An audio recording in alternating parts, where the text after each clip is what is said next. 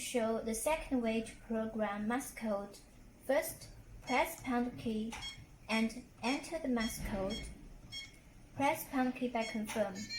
Then, clockwise rotating the clock to open the safe. You will see the LED light will light on.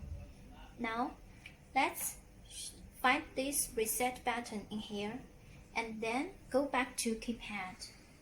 First, press pound key to wake up system and then enter 00.